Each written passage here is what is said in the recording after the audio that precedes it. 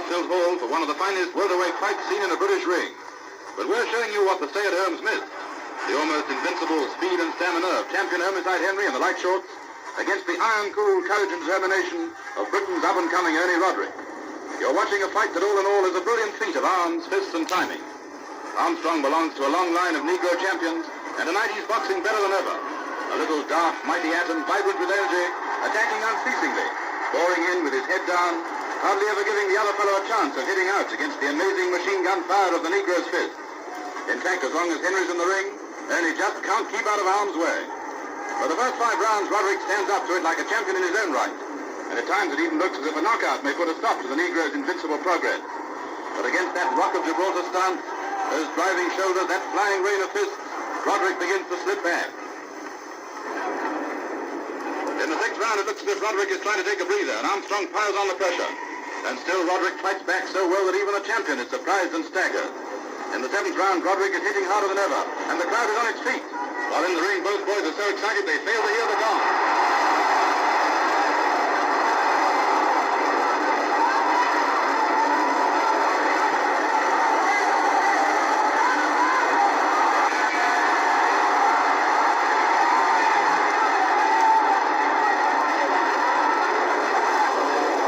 Through the next 5 rounds, Roderick's chance of landing a finishing blow seemed to be slowly fading.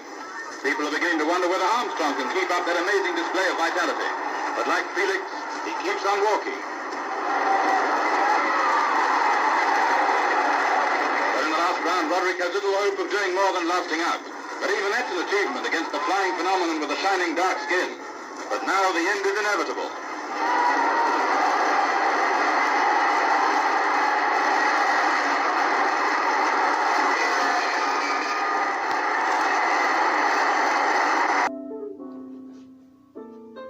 Thursday, May 25th, 1939.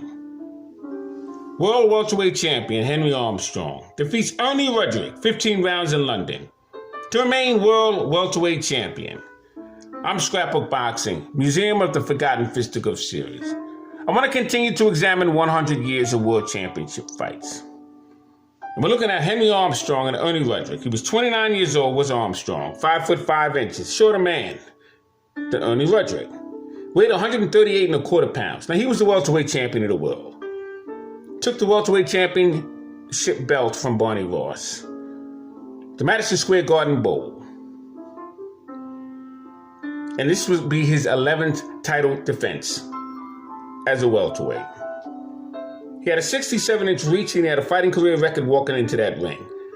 97 wins, 12 losses with 64 knockouts. As for Ernie Roderick, he was 25 years old. He stood 5 foot 8 inches, 3 inches taller than Henry Armstrong. Weighed 146 pounds. He was 7 pounds heavier than Armstrong. Had a 72-inch reach, 8 inches longer than Armstrong. And he had a fighting career record walking into that fight of 78 total bouts, 12 losses, and 32 knockouts. Now, who was Ernie Roderick? He's to your right in this photo. He was born January 25th, 1914 in England. Died January 1st, 1986 in Liverpool, England. He was 71 years of age at the time of his death. Fought from 1931 to 1950. Had total bouts career, 140 fights, 112 wins, 45 knockouts, 24 losses, and he was stopped twice himself. Now, if you noticed in that film, Ernie Roderick was hitting and holding Armstrong, and he kept shoving him off and was never warned. That's what Armstrong had to deal with when he went overseas. Thursday, July 13th, 1939. Billy Conn, they call him the Pittsburgh Kid. He defeats Melio Bettina, 15 rounds in New York's Madison Square Garden, for the defense of a championship that Melio Bettina would have when he defeated Tiger Jack Fox. It was for the vacant NBA New York SAC World Light Heavyweight Championship belt.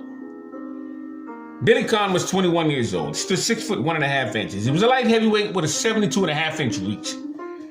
Had a fighting career record walking into that fight of 46 wins, 9 losses, and 1 draw. 7 knockouts. Wasn't a big puncher, but he was a very good boxer, was Billy Conn. As for Milo Bettina, he was 22 years old. Stood 5'9". He was a light heavyweight with a 70-inch reach. He walked into the ring with a fighting career record of 45 wins, 6 losses, 2 draws, and 21 knockouts. Billy Conn would move on to do bigger and better things. He would move up to the heavyweight division in 1940. With fight fighters such as Bob Pastor and many others. But he would take on Joe Louis. 1941. It would be Don Dunphy's first radio call. It would be a beauty. We'll take a look at that as the series goes on. But on the night of Thursday, July 13th, 1939, Billy Conn would win the NBA and the New York SAC Light Heavyweight Championship belt when he took on Milo Bettina. Madison Square Garden. Now, Billy Conn is to your left and Milo Bettina is to your right. And these two men would get it on twice.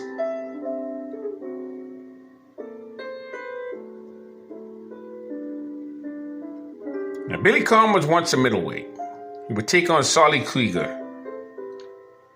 some of the finest of his day in that division. Milo Bettina was always a light heavyweight to my understanding. He was a southpaw.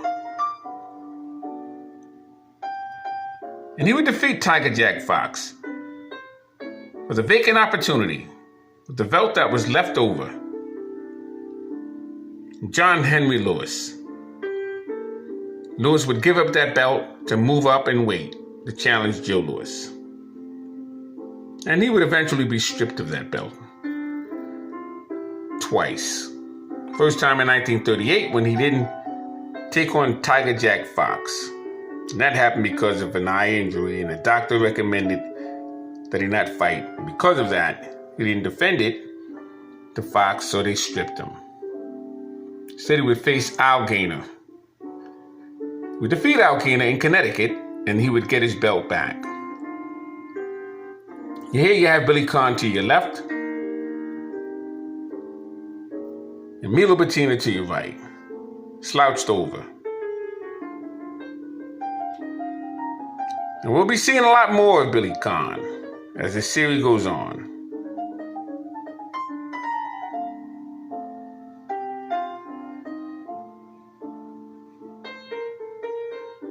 Billy Conn was some character. I met him several times, and he told me some stories that you can only laugh. He was a jokeable guy. Very nice person was Billy Conn, but he was something else. And I enjoyed spending time and speaking with him as well.